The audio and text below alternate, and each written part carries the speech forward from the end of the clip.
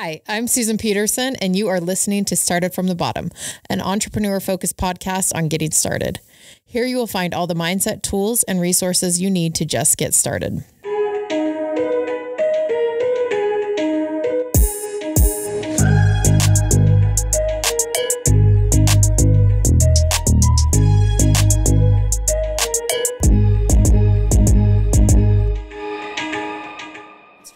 Is this for an encyclopedia? I didn't write it. I didn't know what I just was, because she asked me for a bio, and I'm like, I just looked on my things, and I'm like, all right, this is from 2022. This one's probably legit, but that's probably for like an article or something that was like. This is a full article. Wrote the article, yeah. Because I looked at it on my drive, and I'm like, oh, this is too long. I need to shorten it. I got one. Just brag about me, Susan. I got you, girl. Lacy, welcome. Hi, thanks to for having Started me. from the Bottom. We just had a little last name tangent there, which was kind of fun. I'm going to read your bio real quick so people know who we're talking about. After graduating from Evans Hairstyling School, that's in Cedar City, right? Oh, yeah. Yeah, girl. At 19 years old, the Bellagio Hotel in Las Vegas offered Lacy a job as a stylist assistant. There she worked under some of the greatest stylists in the industry. After 7 amazing years at Bellagio, the new hotel, Aria, asked Lacy to join as the new extension specialist. Both opportunities allowed her to work for clients, including celebrities around the world. In 2010, Lacy created Laced Hair Extensions, a company that with social media and a great product transformed into a global brand. Laced hair products have been seen on ABC, The Bachelor, and Shark Tank contestants. Is that me? That's you. Oh my gosh. Yeah. Amazing. Susan's always my claim to fame. I'm in your bio. The products have also been featured in music videos, People Allure, and Cosmopolitan, as well as several hair magazines and popular blogs. Currently, Lacy lives in Salt Lake City, Utah with her husband, Hugh, her 2 boys, and their daughter, Gwen. And 2 dogs? Yeah, we still have 2 dogs. What are they? You have tell me your dogs' names again. Charles and Hank. Charles and Hank. And you're pregnant. Yeah. Oh my gosh. I'm 26 weeks pregnant. With a boy. With a boy. Hugh the 4th. Oh yeah, you're going to name him Hugh. Oh, I love it. It's so cute. It's so cute. Lacy, we just read about it, but how'd you get started? Oh man. So, something that I think I probably heard it somewhere, and I'm sure I just copied it, but I am a hairstylist by trade, a CEO by accident, meaning like a lot of entrepreneurs, I think, get their start just because they have this idea or they want to perfect something for their trade, which in my case was hair extensions. So I wanted to have hair for my own use, and that is really how I got my start. I didn't like the color offerings that were out there. I didn't like having to wait a few days for shipping. My clients, like you read, had some like pretty high profile clients, from celebrities to just people that wanted their hair done right then. So I didn't have time to wait. So really it was just for my own use. And I created a really awesome product. People really liked the color selection. As a hairstylist, they'll know what I'm talking about. And just it's really good quality. And from there, we just kind of exploded just because hairstylists liked the product. Yeah. And then like Instagram happened, and it's actually how you and I met, just through the world of Instagram. Just started posting my before and after transformations, and extensions were pretty new. So people would see. For like, white girls, they were new. Yeah, exactly. Thank you for saying that. They were pretty new, I should say, in the pop culture. Like no one knew about extensions or knew that they were actually like really obtainable. Yeah. And so I just started posting my before and afters, and Instagram is seriously like what made like a lot of entrepreneurs that started a brand, especially in 2010 when I started mine. It was like what really made it hot. Like bloggers and, you know, contestants from shows, and then some of like my celebrity stylists that I was friends with would use them on their celebrity clientele as well. So we just kind of like blew up from there. I think it's interesting that you said Instagram made a lot of brands, and I want to just touch on that because I feel like this is happening on TikTok right now too. And what Instagram did and what TikTok's continuing to do is you're democratizing kind of this celebrity lifestyle. And so really when Instagram first came out, like you and I remember we would just DM celebrities out of the blue and they would DM us back, like no problem. Oh yeah. And it's a little harder now, but if you get on a platform where they don't necessarily have a lot of followers, it just kind of makes like the playing field more level. You didn't have to have all of a sudden all this money to send stuff out to people. You just be like, hey, I want to send you some stuff. And they're like, okay, send it out. That sounds great. Well, and even if a celebrity or a blogger or influencer even if they had 150,000 followers, like back then, that's a lot of followers. Remember, you would get like 1,000 followers from that. Now it's like, it's so hard to get a following from that post but yeah, it was very different. Yeah. The night I was on Shark Tank, I got 40,000 followers on Instagram. Wow. Which is unheard of, right? Insane.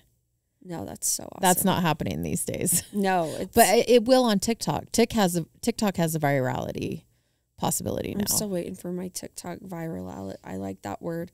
Virality. I can't say it. Will you say Try it for again. me, Susan? Virality. Virality. But I have a question. One. Are you posting on TikTok? Yes, a lot. Oh, you are? Okay. Yeah, okay. We're TikTokers now. We're trying. We have a couple viral ones. I thought you were doing that thing where you're like, I'm waiting for my TikTok virality, but I haven't posted there.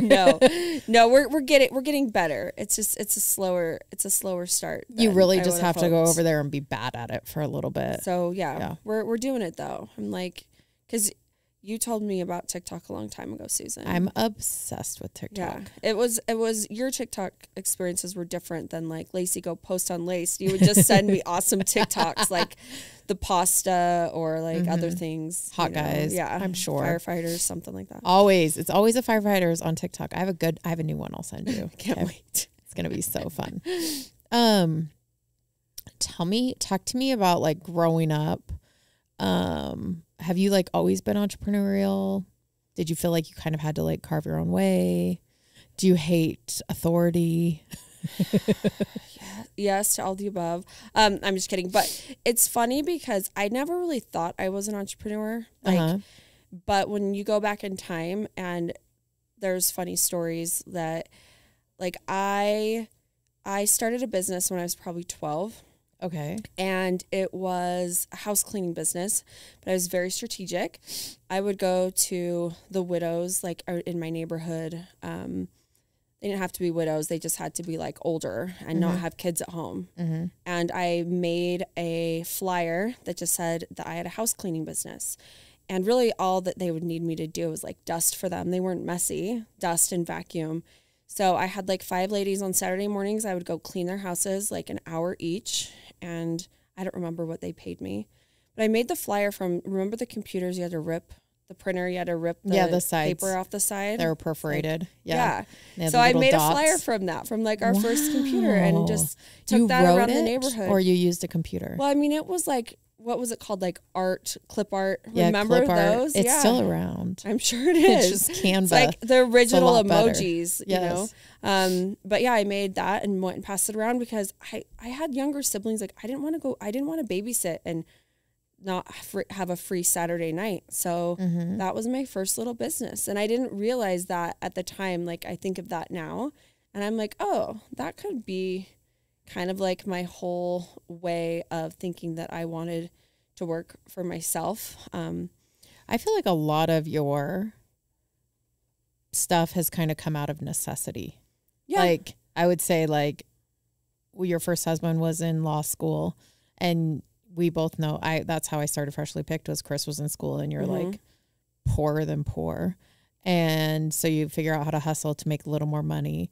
And then you became a single mom. Yeah. And you had to like kind of step it up then too. And it's just kind of been these like moments where you're like, okay, what's the easiest? Even just taking the opportunities when they were there. Because I worked for the Bellagio, MGM Rush Corporation, ARIA, for 8 years. So that was like, and it was a real corporate job. Like I had health insurance with them, a 401k plan. And that was my first job when I was 19. Well, like my first real job, I should say. So as a hairdresser, that's rare to have health insurance. Oh yeah. And 401k. Definitely. And so to leave that. Yeah, to leave that, it was really hard when we left that and my ex-husband was going to law school. And, so I was like really hustling. It was like, you know, you like call it kitchen hair. People were coming over to my house. I'm raising getting my their hand hair because done. that's been me. Susan did that times. before I had a salon. But Lacy yeah, I used did that to forever. do my hair in 2 nights, and you'd always put in like 24-inch extensions or something. Well, because I only carried, as you know, when you're first starting, you can't have like a full inventory of every length, everything. So Susan, I would cut them to like 12-inch extensions, 8 inches even sometimes, and I only had 22-inch at the time. She'd put half of my head in, and then I'd have to go home and sleep and come back the next night. I mean, to be fair, you didn't have to leave. It was getting late. Like 2 or 3 in the morning. We got to the point where we couldn't see. It was took so a long fun. time, but they were fun nights. Yeah, you would do it in your kitchen. You just kind of do whatever it took to get it done. Yep. Let's walk through. So I'm going to skip around a little bit, but like there was a point not too long ago, like 8 years ago, when you were a single mom and then you got diagnosed with MS. Yeah. So longest story ever to try and shorten down. But that was like 7 years ago now. I newly single mom, got divorced 8 years ago. So it was kind of like the first year of wild ride where you're trying to figure out how to be a single mom. And my business was really starting to grow that year too. Like starting to like maybe be like, oh, this actually is more than just like how everyone makes fun of, oh, that's a cute little side hustle. Like I was like, oh, that's not going to be a cute little side hustle. I'm going to do something with this. Yeah. And so I'm on cloud 9, and kind of like my aha moment where I felt like I had made it was I was at the Victoria's Secret fashion show. In Paris, right? This one was in New York. Oh, New York. The first one was in New York that I went to.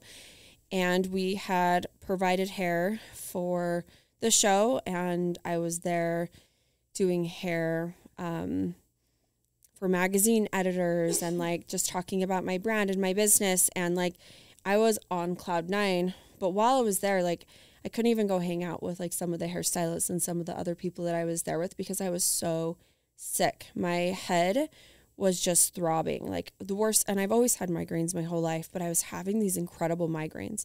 So I just remember being on my floor in my hotel room, and I was like, wait a second, like tonight's like, I was at the Victoria Fashion Show, like around all this excitement, and I can't even do anything.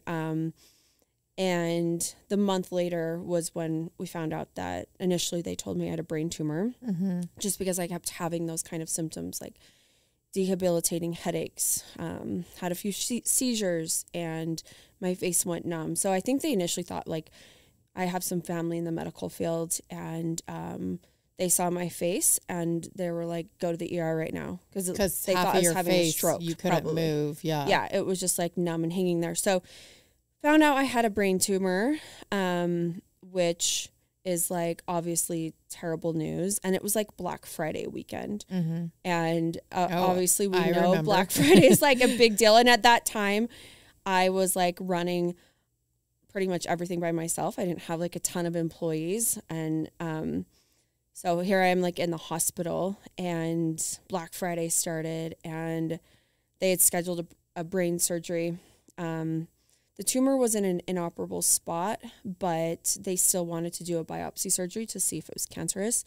And last minute we decided not to do that because the risk was too high. So I didn't end up having the biopsy, thank goodness. But because of not having the biopsy, it was that long waiting game where we didn't know what was going on.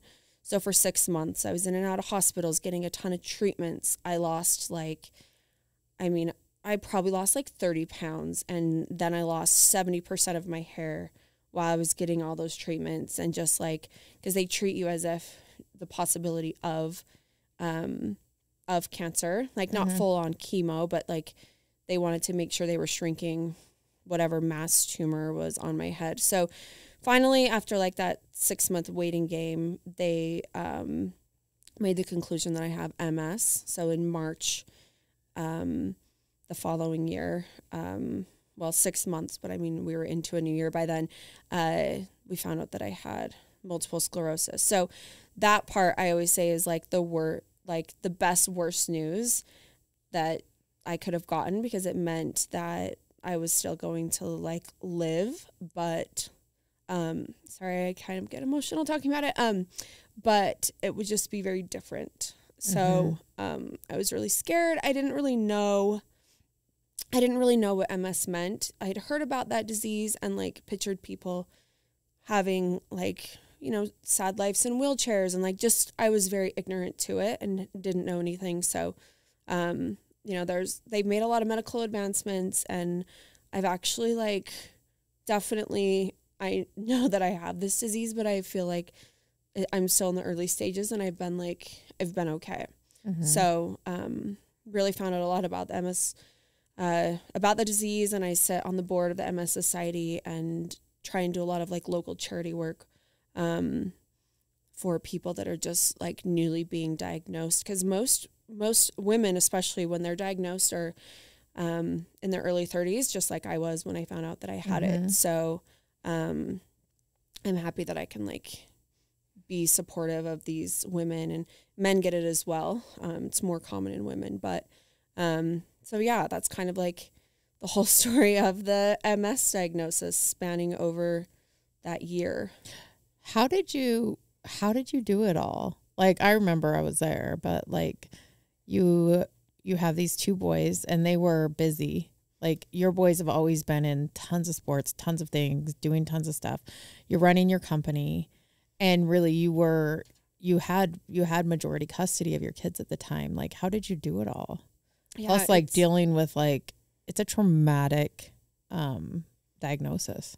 Yeah, it's really crazy, because like, man, I look back and think that, because I'm like more stressed out now with like how things just get busier, and like my business is bigger, and like all these things that when I look back, that it's kind of one of those things where you just don't have a choice. Like, you just do it. It's that whole hustle that was just there, because I was like, I wanted my kids to still have a good life, and I was solely supporting them. And I'm like, I need this business to be successful for my kids. And I think like that single mom hustle, I don't know that I would have been as motivated if I would have had like this like successful husband. Like, I really don't. And so like, not saying that women can't be successful with a successful husband. I'm just saying for my case, it really motivated me to be like, oh, I don't have that like fallback of like a partner. Even it doesn't matter if he's successful or not. I didn't have the fallback of a partner. I didn't have like the fallback of, well, I can call my parents if I need something. Like, it was like, this is seriously me. Like, I have no choice. Yeah. And I always like have just really loved to a fault working. So I just worked really hard, and like, yeah, the kids just kept me going. I really think it was just my kids. Yeah. Did you have any like mantras that you would say to yourself then, or like anything that like kept you going? I really had, and it's not even like something that I would say to myself. I was surrounded by really good people.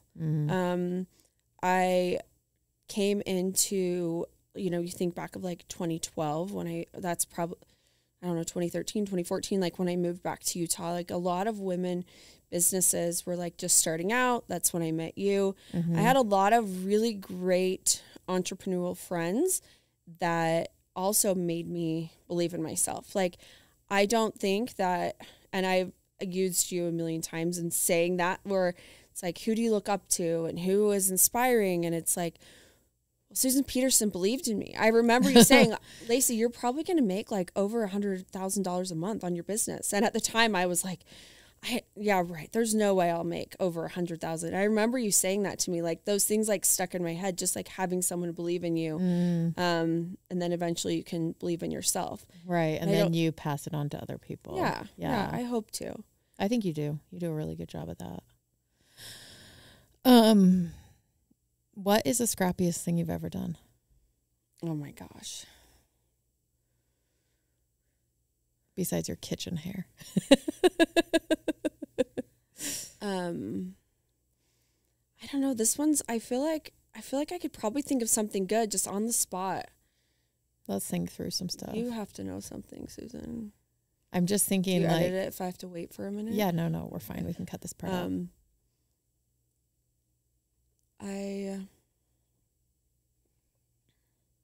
I feel like you used to do your classes. Those were super scrappy. You made a ton of money from those, and that kept your business going so you could buy your hair.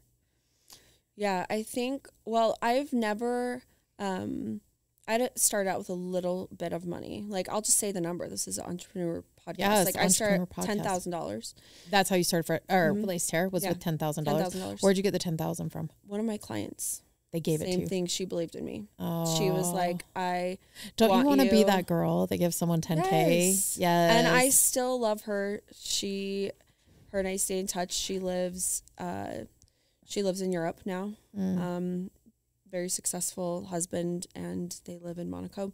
And I because I don't think I would have dared spend at that time. $10,000 was a lot. It still is a lot of money, really. Yeah, it's a ton. But I didn't, my husband was about to go to law school. I didn't have an extra $10,000 laying around. I was too nervous. And she's like, well, I do. So here you go. Yeah. And yeah, that was how I initially made all that money. So you bought your first money hair to buy my first set of first order.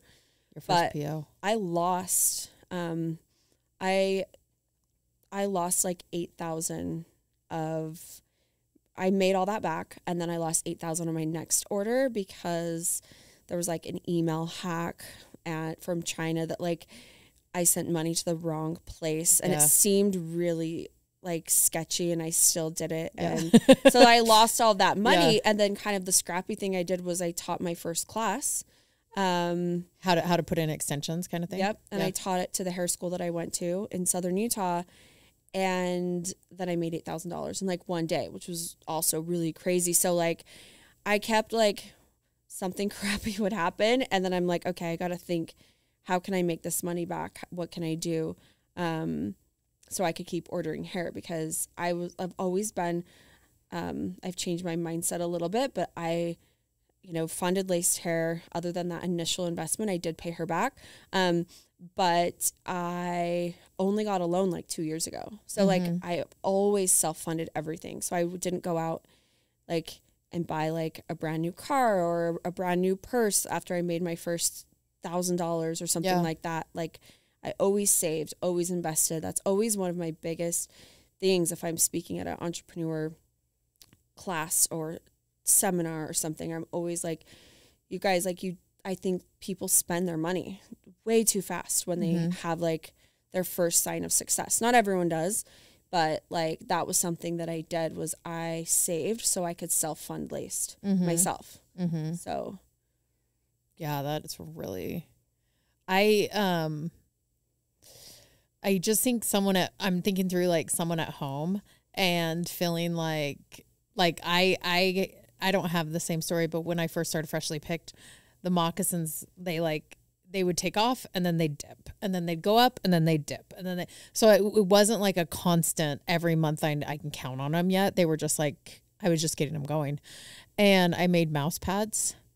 You've had one of I mouse have pads. one. Yeah. The vintage pink one. Yeah. Vintage leather. And they pink were and tan. so great. And they cost me $1 to make. I sold them for $35. I sold those things hand over fist, to the point where Anthropology reached out, West Elm reached out, all these places reached out. They wanted to carry them. And I was no, I'm not trying to build a mouse pad business. I'm actually trying to build this moccasin business. I'm trying to build this baby business. But I think Lisa talked about it on her episode. She was talking about how she felt she couldn't afford something. I'm okay, well, have a night then that everyone can come in and make your money, and then you can afford to do that. And she's what? And I just think think outside of the box of what you're doing. What marketable skills do you have? What do you have that you can sell? What do you have? Who do you know that you can get money from? Just think outside the box and then go after it. Ask people, do it. And the worst thing that could happen is someone says no.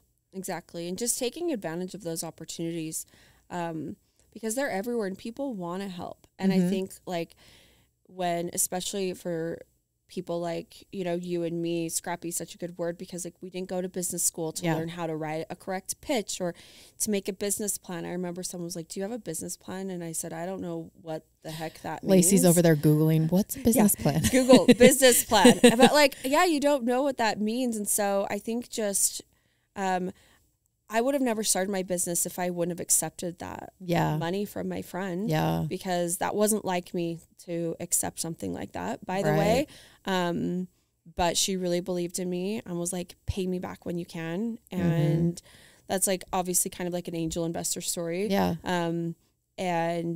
But like you just have to take advantage. And I think that's something I've always done from that point on, is just saying yes. And also just asking the questions. I have been told no several times. All the time I get told no. Yeah. And so it's just asking the questions and knowing that like your success can come from not only being at the right, it's like when people are like, oh, right place at the right time. It's like, really? No, you ask the right questions at the right time. And like, I don't necessarily believe in luck. I believe in like perseverance and asking the questions and giving yourself that luck. Like you give yourself good luck. You know what I mean? So I totally agree with just trying to think of something else. And I still love, I didn't know that West Elm, that totally looks like a West Elm mouse pad, Susan. I went out and met with the buyers in New York, and I just did not feel like it was, my intuition was telling me no. And so I still couldn't explain to you why I made that decision, but I did, and it worked out. Yeah. I think if you're listening to this and you're like, okay, but I'm risk averse, so this is really hard for me. Okay, then you get on the other side of it and be someone who encourages, because like that girl gave you 10K, but then you've had so many women along the way that have just been like, oh my gosh, you've got this. This is so incredible. You're killing it.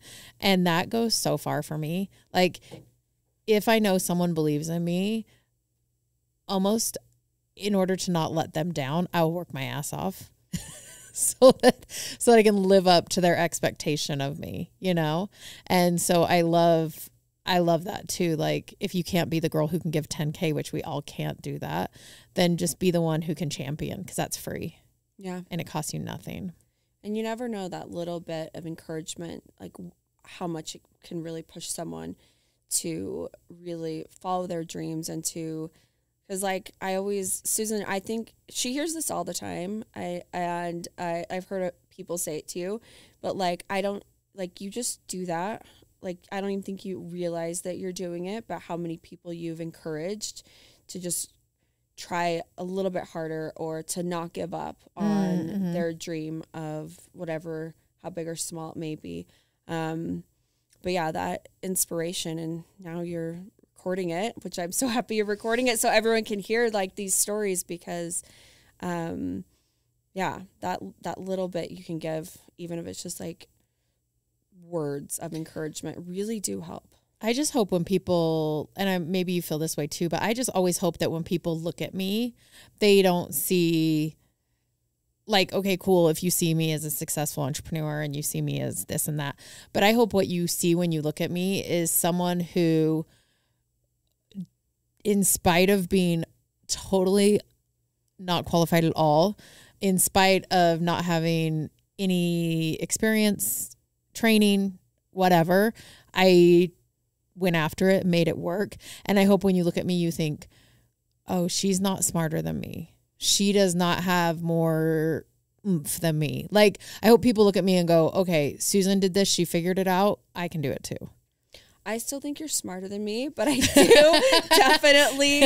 I just know, always like, I can do it. I know more business acronyms than you. That's it. Susan, tell me what a KPI is. Susan, Key Performance Indicator. Can you give me a definition and an example, please? No, I'm not prepared for that right now.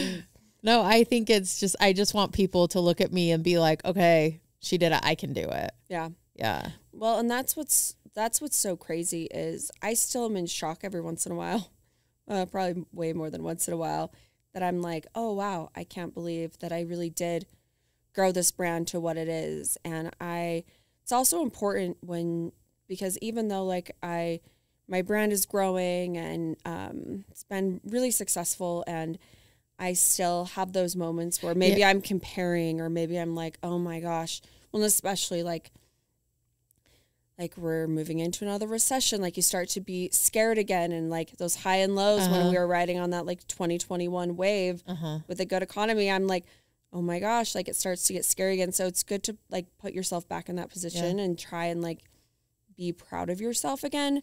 I have to do that often still, because You're one of the only people I know that grew in double digits this year, though. Right? Did you guys go 25% year over year? Not in 2022. So from 2020 to 2021, we grew 78%. Yeah, and then this year we're at like 15%. Oh, well, 15%. Really That's what I'm saying, though. Like, you're one of the only e-com companies I know, besides some other categories that always grow, that is in consumer goods, direct to consumer, that grew in double digits. Almost everyone else I know grew like in the 0 to 10%. And some people were flat and some people were down. But so you're... Yeah, I know a lot of people that were down and flat, and that's my thing is like I forget, like I am good at least with comparing with myself, because I'm like, it was hard to be like 78% the year before, and then all of a sudden boo-hoo. I know, Susan, it was really rough. That's why I'm saying I have to like always remind myself, because I'm my worst. I do the same thing. I'm my worst enemy. I get too myopic about like 1 month or one thing. Well, December was terrible. December was hard for everyone. But then what always helps me is I'm like, I'll talk to my investors or I'll talk to other people, and I'm like, hey, were you up or down? And then I start to kind of like put together this graph in my head where I'm like, okay, it looks like everyone's kind of experiencing the same thing right now. And my investors have like $2 or $3 billion under management. So they're seeing things across a whole portfolio, which is just so nice, because then they can tell me trends based on like the 30, 40 companies that they're talking about. Yeah.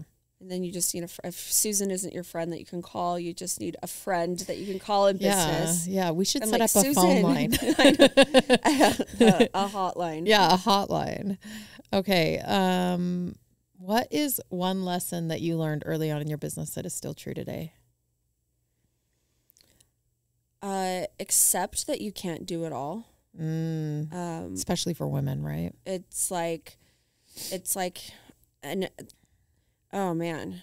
And I heard the quote, and maybe you told me, I've heard it somewhere where it's like, do what you do best, hire the rest. Is that your quote? It is my quote. I'm so proud. See, I quoted Susan Peterson on that. I actually don't know if it's my quote. I've said it for years, but yeah. We'll just quote it could Susan be Peterson. It could be like community property at this point. But that was like really good advice. And I remember the first time I hired someone that just was doing my customer service, because in the beginning I was like, I made up a fake customer service name. Did you ever do that? Mm-hmm. Her name was Emily. Yeah, so then you didn't actually have to talk to people. Yeah, so they didn't know that they were talking to me, but there would be times where like, I've talked to Lacy and I know blah, blah, blah. And I'm like, you for sure would talk to me. But okay, Emily, XO Emily. But just hiring people that are better than me. And a lot of people are way better than me at most things, to be honest. In my business, That's they know business acronyms, and they went to school, and like I really do feel like I'm a really good hairstylist. And you also are not afraid of risk. I think that is one of your superpowers. Is like, how many other people do you know? Single mom, no 401k, limited health insurance. Okay, I'm gonna actually double down on this business. Yeah, you believe in yourself, and you like risk. Yeah, I'm probably too confident sometimes. I love it. I think I can do a lot of things. You can. I fail at a lot of things though too, but I'm also okay with failure. Like, same. I'm not super scared to fail, because I'm like, dude, I've had some terrible things happen in my life. Not to say, but I've been through, starting at 5 years old was like when my dad passed away, and like from there it just seems like every 5 to 10 years, like something major, going through a divorce, the loss of like and just moving and all these things. I'm always like, that's why I wasn't scared to do things, because I'm like, if it doesn't work, just go get a different job, like just go do something else. Like, right. Because I've had some crap happen that like I don't think I'm that scared. Getting told you have an inoperable brain tumor with a 10% chance to live. I'm like, some of the worst news you can get, you know? So yeah. And then here comes Susan in the hospital room. Does this mean you're not doing my hair this week? I've had a cough that it's been like 2 weeks, so I'm sorry. I had to move that. I sent Susan. Susan used to be really obsessive with her hair extensions. She like is so natural now and doesn't have them. I'll get her back one day. Yeah. But well, now that I know Letty could do them. I know. See, she will do whatever. She'll drive to your house. But we made this joke about Lacy, like, seriously, 2 days before I got diagnosed with a brain tumor, she was like, you need to train someone else to do extensions, because what happens if like you get in a car wreck and die or something? So I call Susan from my hospital bed on Sunday morning, and I'm like, Susan, I'm at the U. I'm having brain surgery tomorrow. I have a brain tumor. And Susan's like, I manifested this to you, didn't I? I'm so sorry. And then, but in the back of her mind, she's like, oh, I should have trained someone else. Damn it. What am I going to do now? She showed up. I still have the robe and slippers she brought me. That was really thoughtful. So you can't do my hair on Tuesday? So do we have to cancel the hair appointment? Just in case. You think you'll be able to make it a couple days after? You should be fine. Yeah, it's what little. if you sit down and do it? Your tumor's only the size of like an apricot. Like, you're gonna be fine. Oh. Okay.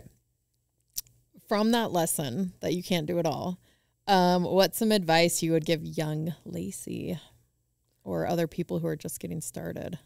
You know, what's interesting is like the first thing that came to mind would be, I wish that I would have taken funding, even if it was a loan. I know I did that initial loan. I was so scared to be in debt, like insanely scared to be in debt, that I wanted to self-fund everything. And if I could have doubled my inventory 10 years ago, my business would be at a completely different place than it is now. Yeah. My biggest problem 5 years ago is I couldn't keep things in stock. Yeah. And I didn't have the money. And I'm like, why didn't you just go get a loan? Especially back then, SBA loans were like 1% interest rate. Yeah. You just had to sign away your life. True. I mean, whatever. It's fine. It's fine. But yeah, just take those, whether it's an investment or something, just make a little. I wish I would have been a little bit riskier because I was successful taking my risks. Yeah, so. I think women I've talked about this a lot, and I wish I had some like real facts around it. Like, I probably need to talk to Susan Madsen at UVU and get some like numbers, but women definitely view money differently than men. And the thing is there's money to be had, and we need to stop being emotionally attached to it. And I think same thing, like I wish I would have brought on investors sooner or brought in money sooner, and just really ran at it with that money behind my back. Yeah. I do think that is like really incredible advice that I would have changed my business. Would you ever bootstrap again? No, right? No. I would never. I mean, I would if I really believed in something, I would start it with my own money, but I'd quickly bring other people in. Well, I'm starting a hair care line with funding from myself. Yeah. So kind of, but I feel like it's kind of in the same umbrella. But then as soon as you get momentum, you're going to go out and like leverage it. It's going to need this because of how much inventory we can get, what we can do with it. We will need investors or, and it's capitalized differently, so I'll be able to. Yeah. But absolutely. Yeah. So, but yeah, that was like, that was really hard doing that. Yeah.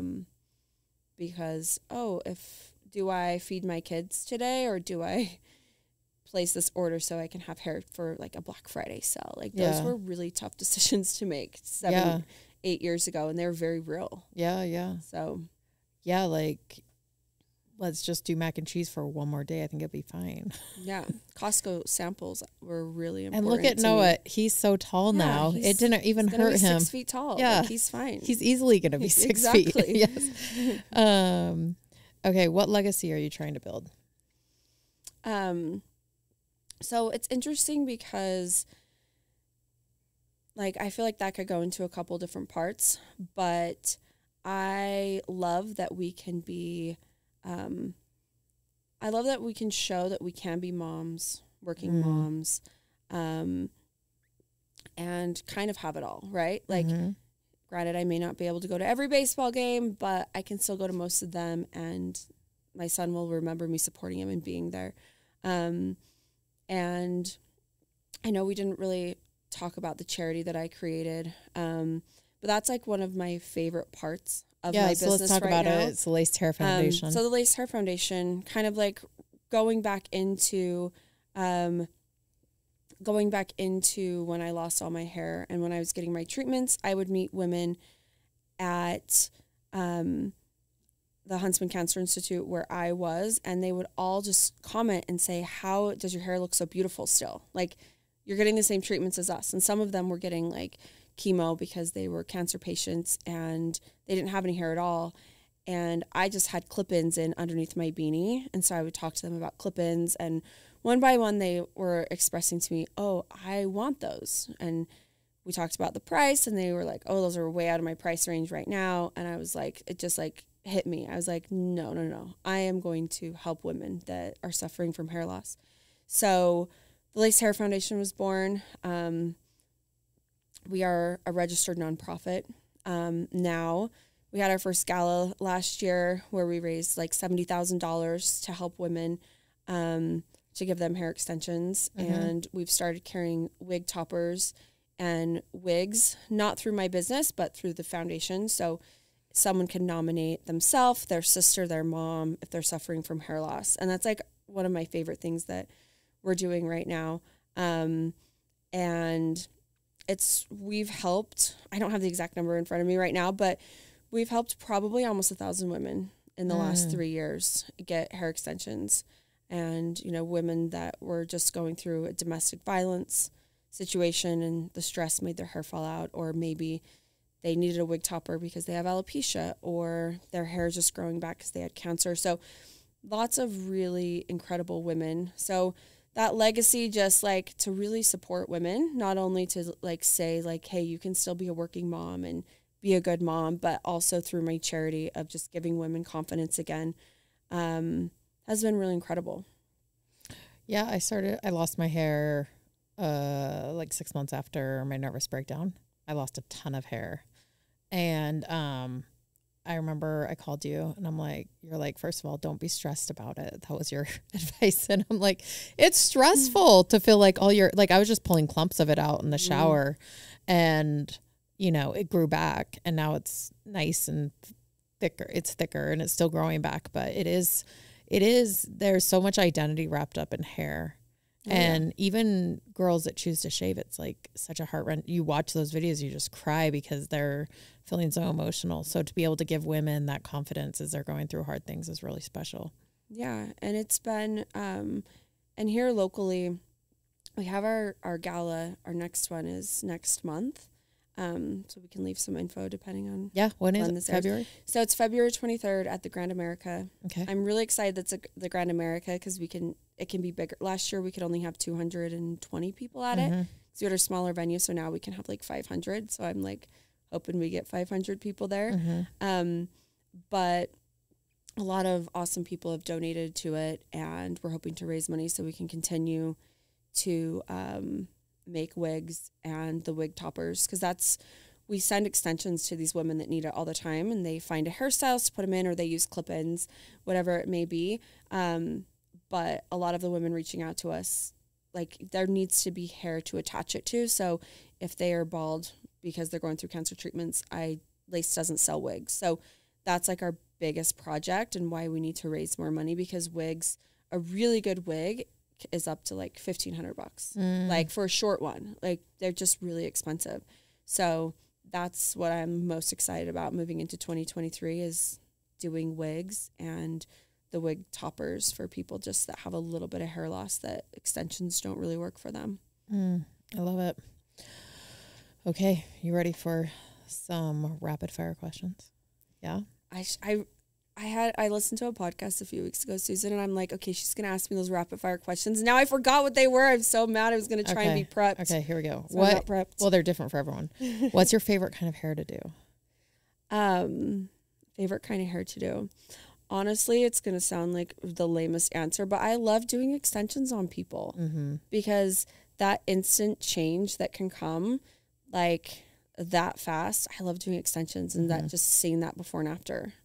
So I know that's a pretty cliche response for what I do, but I love the before and after of extensions. What is one prep thing you wish all your clients did? Oh my gosh. Can we... And everyone's like, I didn't wash my hair because I hear that I'm not supposed to wash my hair before a hair appointment. That's a wives' tale. No, we want you to wash your hair before your appointment. It's kind of gross when like they run a marathon or go to hot yoga and then come in and we have to like put highlights in your hair. That's something that you wish everyone would wash their hair before they come in. You should wash your hair before you come in. What if you do it like the day or two before? Well, day or two is one thing. Yeah. But like, I mean, sometimes they're like, I haven't washed my hair for a week.